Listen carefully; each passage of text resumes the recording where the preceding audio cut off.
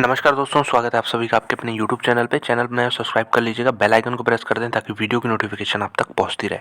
तो देखिए, मार्केट का हैवी वेट है ये कंपनी और 3% का जब इसमें मूव आएगा तो आपको सीधे सीधे निफ्टी में भी लगभग 1% के मूव्स तो देखने को मिल सकते हैं। बात करेंगे रिलायंस इंडस्ट्रीज़ की, इसके पीछे का रीज़न जानने की कोशिश करेंगे। अभी तो कल तक ये 52 वीक के लो पे था, आज ऐसा क्या हो गया कि 3.5% की तेज़ी देखने को मिली है। तो बहुत बड़ा इसमें अपडेट आया है। तो अगर हम इसका कुछ पहले रिटर्न प्रोफाइल देख लेते हैं, एक महीने में कितना रिटर्न दे रही कंपनी, तो 7% नीचे है और देश की सबसे बड़ी कंपनी है। तो यहाँ पे ध्यान रखना इसका भी ज़रूरी है कि क्या कर रही है। यहाँ पे 14-14.5% का यहाँ पे रिटर्न आपको नेगेटिव साइड में देखने को मिल रहा है एक साल में। तो काफ़ी प्रॉब्लमेटिक रहा है एक साल इनके लिए। 5 साल का डेटा देखेंगे तो 5 साल में अभी भी 138% ऊपर है। और यहाँ पे एक पैटर्न भी हमें दिख गया है 5 साल के डेटा में। क्या पैटर्न दिखा है आप थोड़ा यहाँ ध्यान देंगे तो यहाँ पे जो रैली बनी थी यहाँ पे देख सकते हो 2018 से लेके ये आपका 2020 के मिड तक चली थी। उसके बाद से कंसोलिडेशन जैसा ही फेज़ यहाँ पे देखने को मिल रहा है। ये देखिए, एक ही जोन है, इसी में ऊपर नीचे हो रहा है। ये ऊपर में यहाँ पे इसको रेजिस्टेंस मिल रहा है बार बार और नीचे में यहाँ पे सपोर्ट मिल रहा है। तो अभी फ़िलहाल शॉर्ट टर्म में भी तो यहाँ पे एक सपोर्ट मिल रहा है, इसके नीचे हालांकि ये चला गया। तो ये 5 साल का डेटा है। ऑल टाइम अगर हिस्ट्री देख लें तो इसमें तो कुछ जवाब देना ही नहीं। यहाँ पे 63 गुना पैसे हो चुके हैं। बहुत बड़ी मल्टीबैगर कंपनी रही है शुरुआत से लेके अंत तक अभी तक। बहुत बड़ी यहाँ पे रिटर्न प्रोफाइल इसके बनते हुए दिख रहा है। तो चलिए यहाँ पे देखते हैं इसका टेक्निकल चार्ट की सपोर्ट कहाँ पे है। तो ये देख सकते हैं मैंने कुछ सपोर्ट बनाया रखा है यहाँ पे, जो कि पहले का है। यहाँ पे बहुत नीचे का लेवल है। यहाँ पे ये आप कह सकते हो 2000 का तो एक बहुत ही स्ट्रॉन्ग सपोर्ट है 2000 का। और जो मैं अभी बात कर रहा था शॉर्ट टर्म में सपोर्ट ब्रेक हुआ है, वो इसकी बात कर रहा हूँ। अगर आप यहाँ पे पैटर्न देखना चाहोगे तो ये देख सकते हैं कि ये जो सपोर्ट था ये यहाँ पे ब्रेक होते हुए दिख रहा है। तो उसके नीचे है, अगर रेजिस्टेंस अब मिल सकता है। जो पहले सपोर्ट था यहाँ पे देख सकते हो ये सपोर्ट की तरह काम कर रहा है यहाँ पे। तो अब यहाँ पे यही जोन जो है रेजिस्टेंस की तरह काम करेगा। तो रेजिस्टेंस कितना बनेगा इसका, ये जो लेवल है आप कह सकते हो अराउंड 2350 के आसपास, 2350 के आसपास अब इसको यहाँ पे रेजिस्टेंस मिलेगा। ये शॉर्ट टर्म में ही रेजिस्टेंस मिल सकता है 2300 से लेके 2350। ध्यान रखिएगा, ये जोन है 2300 का नीचा है, निचला लेवल है, और 2350 का ऊपर है। तो इस यही जोन में इसको रेजिस्टेंस फिर से दोबारा मिल सकता है और यहाँ से फिर नीचे भी घूम सकता है। तो ये तो रही बात यहाँ पे टेक्निकल एनालिसिस की। हम लोग देख रहे हैं पूरा डेटा 2018 से, और यहाँ पे कुछ रिटर्न बना नहीं है। सही में बताएं तो मिड 2021 से कुछ भी यहाँ पे रिटर्न बना नहीं है। एक ही ऊपर नीचे यहाँ पे घूम रहा है। तो आज की बात करते हैं, तो आज क्यों तेजी आई। तेजी के पीछे का यहाँ पे कारण है CLSA, जो कि एक बहुत बड़ी ब्रोकिंग हाउस है यहाँ पे, जो कि रिसर्च रिपोर्ट निकालते हैं। उन्होंने देखिए यहाँ पे बाई कॉल दिया है और ये 20 तारीख का ही है। यहाँ पे रिपोर्ट देख सकते हैं 20 मार्च का है। तो 21 मार्च को यहाँ पे आपको यहाँ पे देखने को मिला है रिटर्न इसमें। तो 2201 का प्राइस था कल, और आज जो है लगभग 3% ऊपर हुआ है, 60-70 पॉइंट से मूव किया है। तो सबसे पहले इनका टारगेट देख लेते हैं। तो जो कंपनी के बेसिस पे टारगेट देख रहे हैं ये कंपनी में, वो 2970 का दे रहा है, 2970, जो कि कल के भाव से अगर हम देखें तो 35% का पोटेंशियल है। और ये देखिए, कोई मिड कैप स्मॉल कैप के रिटर्न्स नहीं दे रहे हैं एक साल में। ये एक लार्ज कैप है। लार्ज कैप क्या, देश की सबसे बड़ी यहाँ पे लार्ज कैप कंपनी है। तो आप कह सकते हो देश की सबसे बड़ी कंपनी में 35% के रिटर्न जो है CLSA एक्सपेक्ट कर रहा है। तो ये काफ़ी मैसिव है। सिर्फ आप ये 35 मत सोचिएगा काफ़ी कम है। यहाँ पे दोस्तों इस कॉन्टेक्स्ट में देखेंगे कि किस तरह की कंपनी, उस हिसाब से 35% मूव कर जाना। आप यहाँ से सोचो 180 बिलियन डॉलर की कंपनी है अभी, और 35% यहाँ पे मूव कर जाना मतलब आप आराम से यहाँ पे लगभग आप कह सकते हो 18, 36, 54 बिलियन डॉलर आराम से यहाँ पे ऐड होने की बात कर रहे हैं ये। तो इस तरह का यहाँ पे मूवमेंट ये बात करें तो इसके पीछे का रीजनिंग क्या है। रीजनिंग अगर हम कुछ देखें तो यहाँ पे ये कह रहे हैं कि जो स्टॉक है ये सिर्फ 5% ऊपर है। तो जो हम लोग ने यहाँ पे देखा कि एक जोन में घूम रहा है, तो कह रहे हैं कि 5% ऊपर अपने जो कंजर्वेशन वैल्यूएशन है, मतलब यहाँ पे सिर्फ 5% अबव द कंजर्वेटिव वैल्यूएशन जो कंपनी के लिए ये लेके चल रहे हैं। This level assumes no value for its new energy foray and the same equity. तो मतलब ये जो लेवल पे रिलायंस ट्रेड कर रहा है ये इतना पास में है कि आप इसमें एक्सपेक्ट कर सकते हो कि जो इनका जो नई एनर्जी का जिसमें कंपनी एंटर कर रही है, न्यू एनर्जी ग्रीन एनर्जी में, उसका यहाँ पे वैल्यूएशन नहीं लेके चल रहे हैं। और यहाँ पे वैल्यूएशन फॉर जियो रिटेल ये 61 बिलियन डॉलर का, at which stakes were sold to private equities. तो मतलब आप एक साल पहले देखोगे तो जियो में भी काफ़ी न्यूज़ आ रही थी कि हर दिन कोई ना कोई यहाँ पे स्टेक उठा रहा था।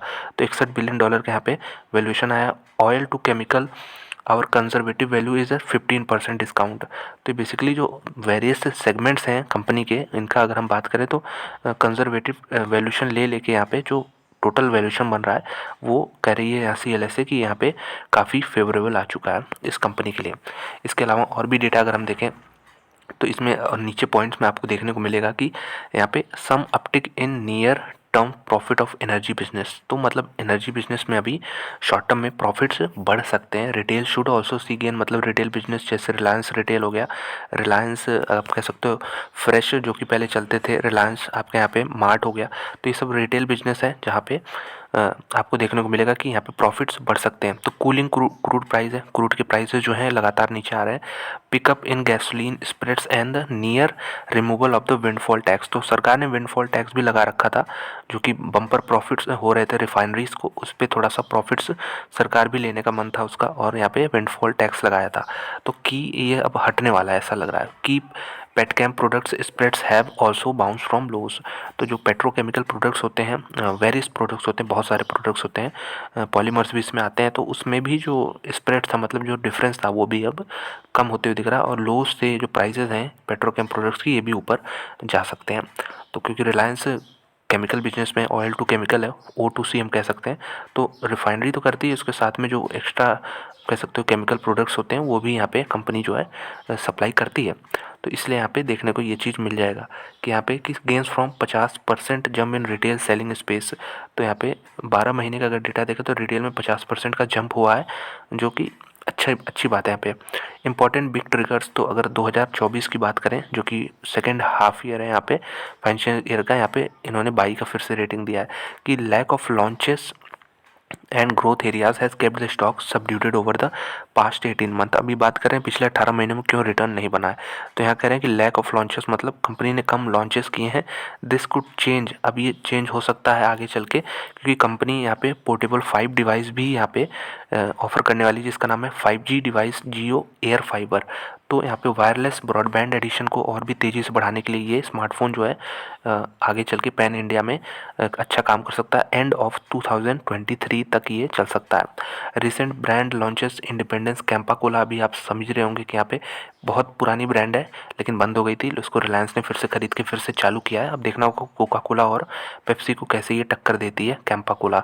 जो पुराने लोग हैं वो जानते होंगे, जो नए लोग हैं हो सकता है उनको थोड़ा टाइम लग जाए इसमें, लेकिन ये चीज़ भी है कि लॉन्चेस कंपनी के बढ़ रहे हैं, आने वाले समय में बढ़ेंगे, जो कि पिछले 18 महीनों में बिल्कुल एकदम सुस्त पड़ी थी कंपनी, कुछ भी नहीं हो रहा था, इसलिए आपको प्राइस करेक्शन देखने को मिला था। ये करी कंपनी CLSA यहाँ पे।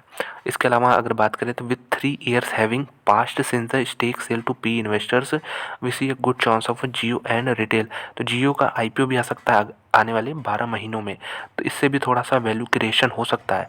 तो ये भी कह रहे हैं यहाँ पे डिस्पाइट राइजिंग 5G कैपेक्स, मतलब 5G के लिए जो कैपिटल एक्सपेंडिचर है ये लगातार बढ़ रहा है।